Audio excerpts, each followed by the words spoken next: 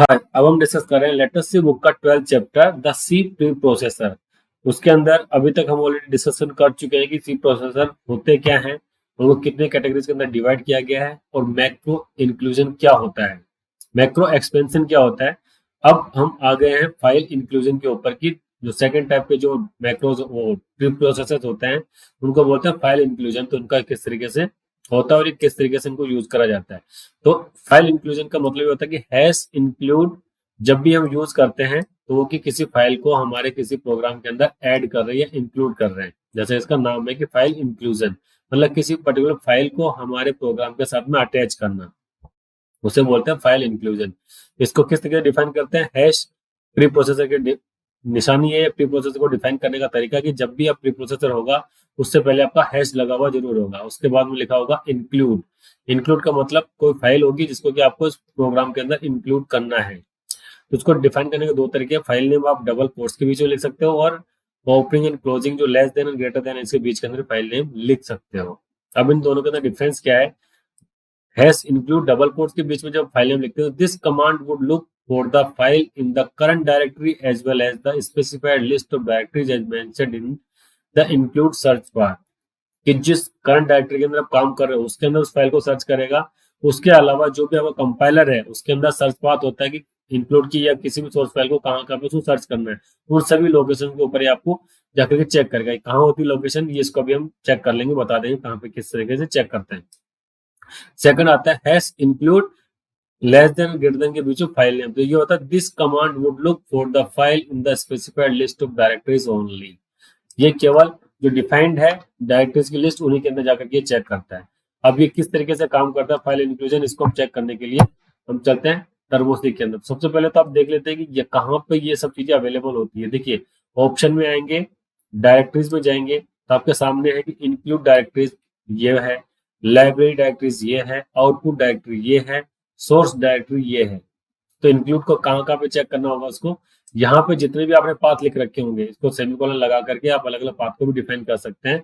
इसकी maximum length path की जो होती है 127 या 27 कैरेक्टर होती है, उसके अकॉर्डिंग ये सारा सारा काम चलता है। तो इसके अंदर आप चेक कर सकते हो कहाँ कहाँ पे आपको फाइल की लोकेशन चेक होगी। अब बात होती है कि हमें रिक्वायरमेंट क्यों होती है फाइल इंक्लूजन की। देखिए अभी तक हमने जितने भी प्रोग्राम्स बनाए उनके अंदर सबसे पहले क्या लिखा आपने, हैश इंक्लूड stdio.h। ये stdio.h क्या है, एक हेडर फाइल है जो कि हमारे कंपाइलर के साथ में बनी हुई है। इसका कहीं ना कहीं सोर्स कोड लिखा हुआ है, उसको हम इंक्लूड कर रहे हैं हमारे प्रोग्राम के अंदर। क्यों, क्योंकि जो इसके अंदर लिखा हुआ है उन सबको या तो हम खुद लिखें यहाँ पे या फिर ऑलरेडी जो लाइब्रेरी डिफाइंड है उनका हम यूज कर लेते हैं। क्योंकि स्टैंडर्ड इनपुट आउटपुट के अंदर डिफाइंड है कि कैसे प्रिंटअप शो करवाना है, कैसे इनपुट में लेना है, कैसे कैलकुलेशंस करनी है, वो सब कुछ इसके अंदर डिफाइंड है, इसलिए हम इसको इंक्लूड कर लेते हैं। सेकंड हम हेडर फाइल यूज करते हैं हमेशा, इंक्लूड conio डॉट एच। ये भी एक हेडर फाइल है जिसको कि हम इंक्लूड कर रहे हैं हमारे सोर्स कोड के अंदर या हमारे प्रोग्राम के अंदर। उसके बाद हम लिखते हैं हमेशा void main, इसके ऊपर लिख देते हैं हम CLRSCR, यहाँ लिख देते हैं get for holding the screen output. अब हमारे पास में जब प्रोग्राम लार्ज प्रोग्राम्स होते हैं तो उनके अंदर कंडीशंस क्या आती है कि हम केवल एक फाइल के थ्रू हमारा सारा सारा काम नहीं कर सकते।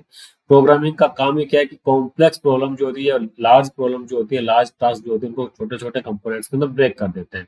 तो उसी कंसेप्ट को हम यहाँ पे अप्लाई करते हैं कि जो हमारे बड़ा प्रोग्राम होगा उसको अलग अलग पार्ट में डिवाइड कर देंगे कि जैसे सिमिलर ऑपरेशन है या सिमिलर टास्क है उनके एक अलग से फाइल के अंदर सेव कर लेंगे, फिर सभी फाइलों को मर्ज करके एक जगह पे केवल कॉल कर लेते हैं ताकि सारा काम हो जाए हमारा इसी तरीके। जैसे यहाँ पे हमने stdio.h को इंक्लूड करा है, conio.h को इंक्लूड करा है, वैसे हम हमारी खुद की भी हेडर फाइल्स बना सकते हैं या फाइल्स बना सकते हैं कुछ भी डॉट सी नाम से, उन सब चीजों को इसके अंदर इंक्लूड करवा देते हैं। तो ये जो हमारा प्रोग्राम है इसको सबसे पहले हम सेव कर लेते हैं, फाइल इंक्लूजन के नाम से रख देते हैं हम file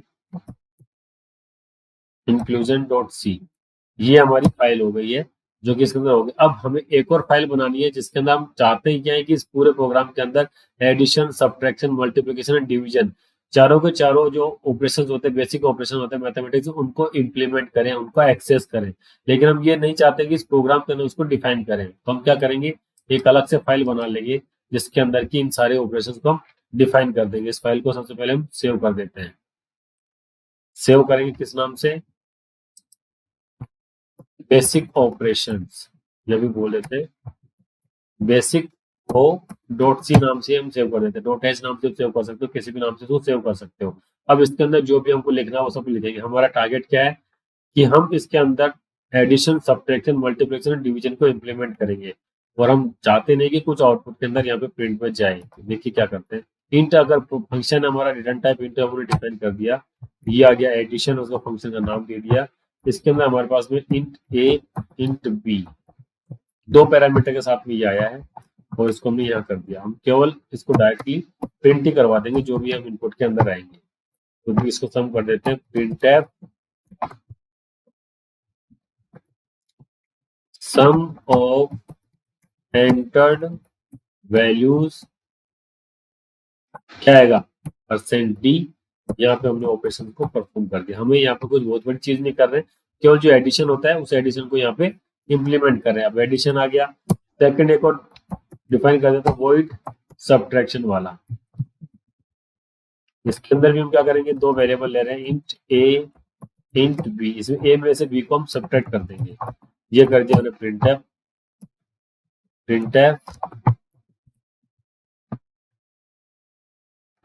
A minus b equal to क्या आएगा, परसेंट डी, जो हमारा फॉर्मेट स्पेसिफायर इंटीजर का, इंटीजर वेरिएबल से हमने ले रखे हैं। तो जो कैलकुलेशन अगर दो इंटीजर्स के ऊपर अप्लाई होगी तो आउटपुट भी उसका इंटीजर में ही जाएगा। थर्ड आ जाता है हमारे पास में मल्टीप्लीकेशन, वॉइड मल्टीप्लीकेशन, ए को बी से मल्टीप्लाई करना है, ए स्टार बी। इंट ए आ गया और इंट बी आ गया, ये मैंने कर दिया। प्रिंटफ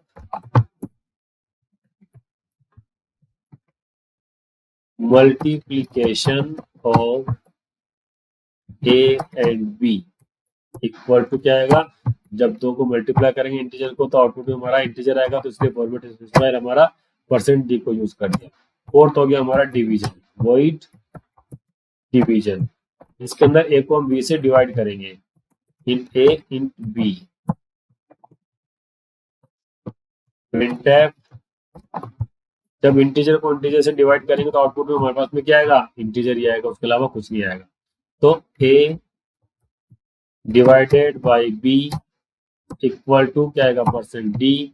क्या आएगा यहाँ पे हमारे पास में, ए डिवाइडेड बाई बी। इस तरीके से हमने चार फंक्शन यहाँ पे हमने डिफाइन कर दिए हैं, इनको हमने सेव कर दिया है, ये आ गया। अब हम जाते हैं हमारे प्रोग्राम के अंदर, जो हमारी मेन फाइल है उसके अंदर जाते हैं। यहाँ पे हम उस फाइल को एक्सेस करने के लिए क्या करेंगे, यहाँ लिख देते हैं हम। लेकिन पहले अभी मैं जैसे इसको मैं रन करा के चेक कर लेता हूँ कि रन कराने पे क्या आता है। यस, कुछ नहीं आया, चला गया।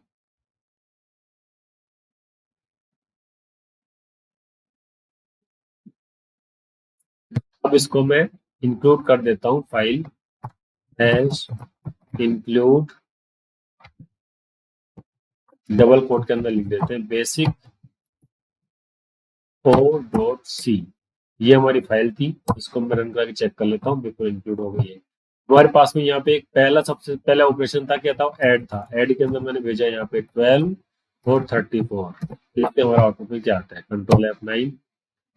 देखिए सम ऑफ एंटर्ड वैल्यू कितना आ गया, 46। उसी तरीके से हम यहाँ पे सब्ट्रैक्शन को अप्लाई कर देंगे। 100 में से 20 को माइनस करना है। उसके बाद में आ गया मल्टीप्लीकेशन,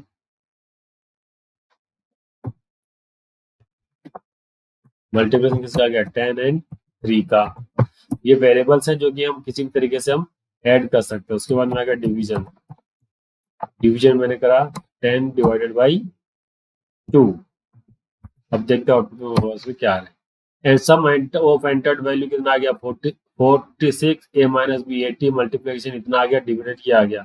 अब हमने जब उस फंक्शन को डिफाइन करा था तो उसके अंदर स्लेशन नहीं लगाया था, उसके बाद में स्लेशन हर बार नई लाइन आनी चाहिए, तो क्या करेंगे हम इसको अब यहाँ पे डिफाइन कर देंगे। तब आपको ये समझ में आ गया होगा किस तरीके से stdio.h को इंक्लूड करते हैं हम, एंड conio.h को इंक्लूड करने से क्या होता है कि जो फंक्शन उसके अंदर डिफाइंड है उन सबको हमारे प्रोग्राम के अंदर वो इनबिल्ट कर देता है, हमारे सोर्स कोड के साथ के अंदर उसको अपेंड कर देता है, उसके बाद में कंपाइलर के पास में भेजता है कंपाइल करने के लिए।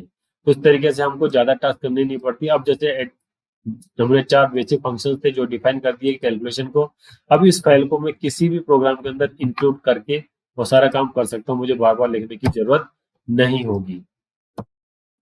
ये सब कुछ आ गया हमारे पास में, जो कि हमने इम्प्लीमेंटेशन करा हुआ था कैलकुलेशन डॉट सी फाइल के अंदर। ठीक है, तो इस तरीके से फाइल इंक्लूजन का रोल होता है। अब फाइल इंक्लूजन के अंदर क्या होता है कि जैसे ही ये हैश इंक्लूड दिखेगा तो stdr.h का जितना कोड है वो सारा का सारा कोड, कोड.h का कोड, बेसिक्स और डॉट सी का कोड, सारा कोड उठ करके इस फाइल नेम सी के जो जब प्रोग्राम रन होगा इसके साथ में अटैच हो जाएगा, पूरा एक बड़ा सोर्स कोड बन जाएगा। लेकिन हमने टास्क को डिवाइड कर दिया कि हम इनपुट आउटपुट के जो ऑपरेशन थे उनको stdr.h के अंदर लिख दिया, CRR, SCR, गेट, जिस तरह के फंक्शंस को हमने फोनियो में लिख दिया। मैथमेटिकल कैलकुलेशंस के जो हमने 4 ऑपरेशन परफॉर्म करने थे हमने बेसिक्स वो के अंदर डिफाइन कर दिया। उससे क्या हो गया, हमारा एक तो प्रोग्राम के ऊपर नीट एंड क्लीन हो गया। अब हमें क्या करना होगा, अगर एडिशन के अंदर कहीं भी गलती है तो हम जाके केवल एक ही फाइल के अंदर चेंज कर देंगे एडिशन को। हर फाइल के अंदर अब हमें एक प्रोग्राम के अंदर 10 फाइल्स हैं और 10 फाइल्स के अंदर अलग अलग जगह पे एडिशन को डिफाइन करें, उसकी जगह पे अगर हमने एक ही जगह डिफाइन कर दिया तो ये सारी चीज है कि फाइल इंक्लूजन का इस तरीके से यूज करते हैं। तो फाइल इंक्लूजन भी क्या है, एक प्रोसेस है, प्री प्रोसेसर। प्री प्रोसेसर क्यों है, क्योंकि इसके साथ में हैश लगा हुआ है। ओके, तो ये फाइल इंक्लूजन का हमारा कंप्लीट हो गया है कि फाइल इंक्लूड फाइल को इंक्लूड करने के लिए हैश इंक्लूड लिखते हैं। इंक्लूड का मतलब किसी पर्टिकुलर फाइल को हमारे रनिंग प्रोग्राम के अंदर अटैच करना, उसके सोर्स कोड को उसके साथ में ऐड करना, तो उसके साथ में पूरा कंप्लीट को डेवलप करना, ये होता है file inclusion. Okay, thank you very much.